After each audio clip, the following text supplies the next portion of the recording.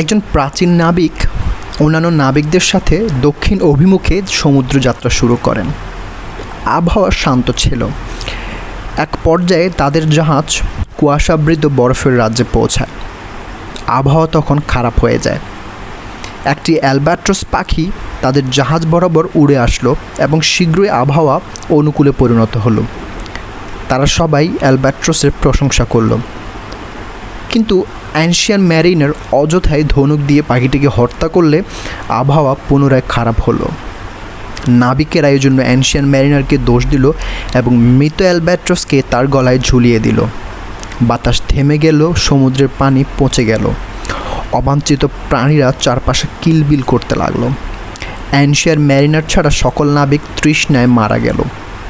তিনি তার অপরাধের জন্য অনুশোচনা করলে তার ঘাট থেকে মৃত অ্যালবাট্রস পড়ে গেল এবং বৃষ্টি শুরু হলো। এক সময় অ্যানশিয়ান ম্যারিনার তার দেশের নৌবন্দর দেখতে পেলেন। তিনি মুক্তি অনুভব করলেন, কিন্তু হঠাৎ করে প্রচণ্ড শব্দ করে জাহাজটি তলিয়ে গেল। তবে তিনি ভাগ্যক্রমে বেঁচে যান। এমনই একটি গল্প কলেরিজের the rhyme of the ancient mariner কবিতায় পাওয়া যায়। কলেরিজ ছিলেন রোমান্টিক পিরিয়ডের পায়োনিয়ার। কলেরিজ এবং তার বন্ধু উইলিয়াম ওয়ার্ডসওয়ার্থ মিলে রোমান্টিক মুভমেন্টের সূচনা করেছিলেন। কলেরিজ জন্মগ্রহণ করেন 1772 সালে এবং মৃত্যুবরণ করেন 1834 সালে। তিনি ছিলেন রোমান্টিক পিরিয়ডের ফাউন্ডার কবি।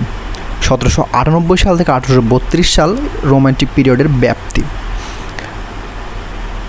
ওয়ার্ডসওয়ার্থের সহযোগী বা লিটারেলি কোলাবোরেটর হিসেবে তিনি বিখ্যাত। দুজনে মিলে প্রকাশ করেছিলেন 1798 সালে লিরিক্যাল ব্যালাডস প্রকাশের মাধ্যমে রোমান্টিক পিরিয়ডের শুরু হয়।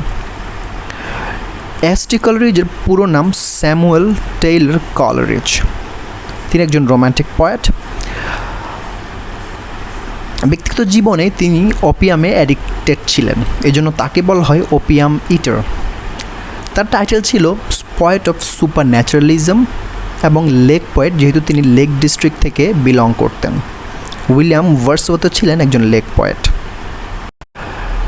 স্যামুয়েল টেইলর কলেরিজের বিখ্যাত একটি বই বায়োগ্রাফিয়া লিটারেরিয়া। এটি একটি সমালোচনামূলক গ্রন্থ। এই গ্রন্থে কবি বলেছেন, imagination is the soul of poetic genius. তার বিখ্যাত কিছু কবিতা হলো the rhyme of the ancient mariner. এই কবিতায় অ্যালবাট্রস পাখির কথা, অর্থাৎ এই অ্যালবাট্রস পাখির কথা বর্ণনা করা হয়েছে। তার আরেকটি বিখ্যাত কবিতা কুবলা খান, এটি একটি রোমান্টিক পোয়েম। এটি কবি আফিম খেয়ে ঘুমানোর পর স্বপ্নের মাধ্যমে এই কবিতার যে প্লট সেটি পান।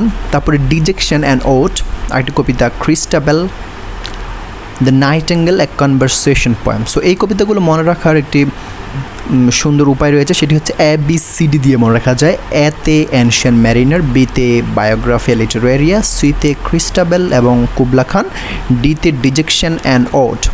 তার আরও কিছু কবিতা আমরা জানতে পারবো, সেটি হচ্ছে the day dream, the devil's thought, the suicide arguments, the wanderings of Cain, the religious musing, the destiny of nation, ode to departing years. তার বিখ্যাত কয়েকটি line rime of ancient mariner যেগুলো পাওয়া যায়, যে যখন অ্যানশিয়ান ম্যারিনারের জাহাজ সাগরের মাঝে একটি জায়গায় আটকে যায়, সেখানে চারপাশে প্রচুর পানি ছিল কিন্তু খাওয়ার মতো কোনো পানি ছিল না। সো এই সময় অ্যানশিয়ান ম্যারিনার যে উক্তি ছিল যে water everywhere, not any drop to drink. তারপরে আবার আরেকটি বিখ্যাত লাইন ছিল যে alone all alone on a white sea. আরেকটি বিখ্যাত লাইন হচ্ছে he prayed best who loved best, all things both great and small. এটির বাংলা অনুবাদ করলে মোটামুটি দাঁড়ায় যে জীবে প্রেম করে যেজন সেইজন সেবিছে ঈশ্বর। সো ধন্যবাদ সবাইকে ভিডিওটি দেখার জন্য এবং please share and subscribe my channel.